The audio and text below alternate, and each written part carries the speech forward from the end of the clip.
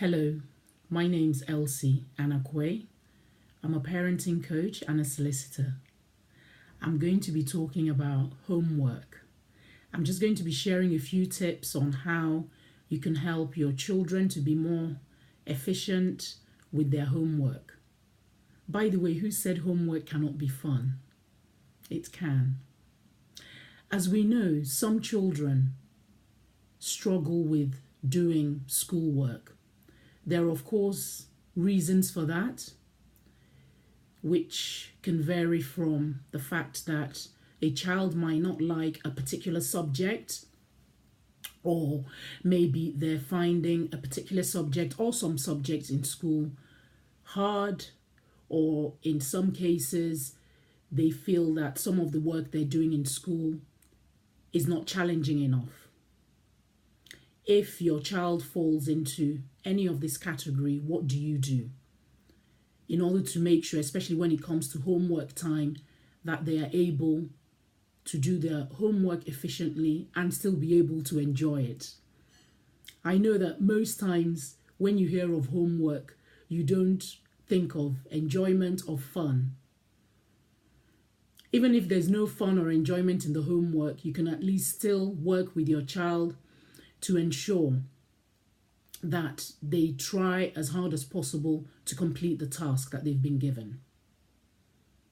So what do you do if your child falls into the category that I mentioned earlier? Well, what I suggest is that you speak to your child, try to ascertain the reasons for what's been going on, and also speak to your child's teacher or teachers and work with your child and the teacher to try and find a resolution. So now, I'm going to move on to the actual homework when your child has been set homework. What are the tips? What can you do to help your child? These tips actually can help a preschooler up to someone who's in university. Some of them are applicable. I'm going to start off with the first one. Organization. It's very important that your child, your teenager, young person, even adult, is organized to start off with. What kind of things can they do? Well, I suggest that before they start, they actually get everything that they need together. So for instance, if they need pens, pencils, coloring pencils, books, whatever it is that they need, try and get them to bring all those things into the room. If there's a particular place that they usually do their homework, you make sure that they have all those things ready before they start. Why? It's common sense to avoid distraction. And of course, once distraction sets in, it's easy for them to give up. And of course, that's not what you want. So, hopefully they're organized, they've got everything. Then what happens?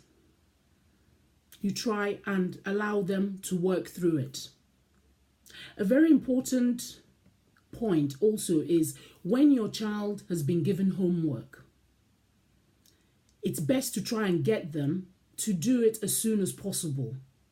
One, the reason being, firstly, to avoid them forgetting it and to make sure that they do it on time. A good tip actually is to diarize a deadline that your child has. So for instance, if they have a project, they have spellings, or they're preparing for a test, make a note of when that test is due to take place, or the date when they have to hand in the particular project, and so on. And you work with your child. So that way, you can also remind your child, and they can start early to prepare for the test or to start working on the project, taking it, in piecemeal, chunk by chunk. And the good thing as well about diarizing and, being ahead is that if the child, teen, young person, I'm just going to use the phrase child to cover the various stages that I mentioned at the beginning. If they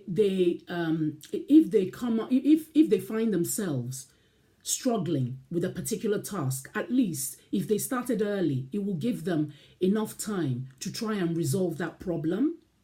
And then you can also step in to help them if need be, or if they need to go back to the teacher or lecturer, to ask for assistance or find time to speak to friends to discuss it. Then again, it gives them enough time rather than leaving it to the last minute, having to maybe, if it's a spelling test, they're cramming the night before or first thing in the morning, they're panicking because they haven't studied enough.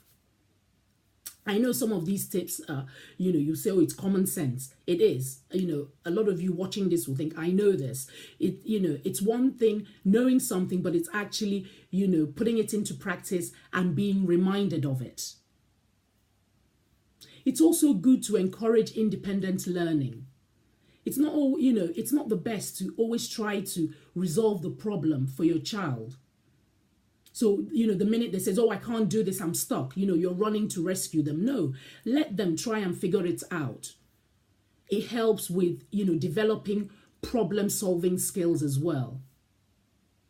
But if obviously they're really stuck, then you can try and, help them with the homework. Another thing is to set aside specific time for the homework. So have a routine, then it makes it easier for the child to get used to it. So if, homework time is, after they've come back from school, so maybe half an hour or an hour, the child knows that. So when you say, right, stop everything you're doing, it's time to do homework, the likelihood of them saying, oh, I don't want to do it, it's reduced because they already know, you have that habit, you have that pattern in place, for them to follow. It's also good to avoid getting the child to do their homework when they're tired, because we know, a tired brain is not going to produce much. So it's good when they've come back from school for them to have a little rest before they start tackling any of the tasks that they've been given to do. Another thing is food and homework. I know you're thinking food and homework. Yes. It's also good for them to have a snack or for them to have a meal, depending on the timing, before they start their homework. A child is not going to be productive if they're trying to work on an empty stomach, if they're hungry. And the fact that they've already eaten or they've had a snack, it reduces the chances of distraction, the chances of the child saying, oh, I'm hungry, I want something to eat, or I want to get something to drink. But once they've had something to eat, they've had something to drink, then they can focus on that work which they've been set, that work which they need to do. You can also make homework fun. Yes, I talked about fun, enjoyable at the beginning. How?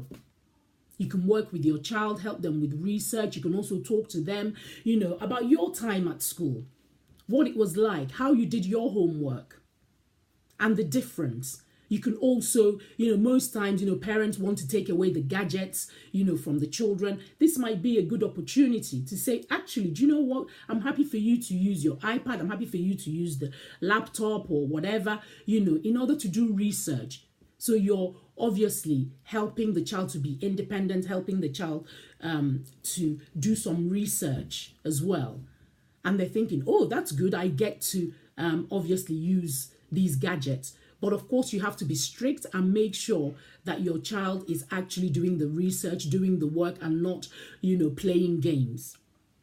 Talking of that, when we talk about homework, it's also very important, for parents to be involved in the sense that you need to actually check your child's work to make sure, one, that they've actually done the work, and secondly, that they produce the work in a neat manner. Check handwriting, check spellings, and so on. And of course, I mentioned earlier, make sure that the homework is completed within the deadline. So, and for reluctant learners, what I would add is you can add a reward scheme. So that way it would encourage a reluctant learner or a person who is reluctant to do their homework. Find a way, your child, what you can do to encourage them to learn more. Well, if you want to know more about parenting or any of the topics that I've already discussed on our YouTube channel, do get in touch. And always remember that all parents can strive to be amazing parents. Parenting is not an easy task. It's a journey, but we'll all get there. Thank you for watching. And do subscribe, comment, share. And you can join us on our Facebook group, The Anakwe Way. Thank you again. Bye-bye.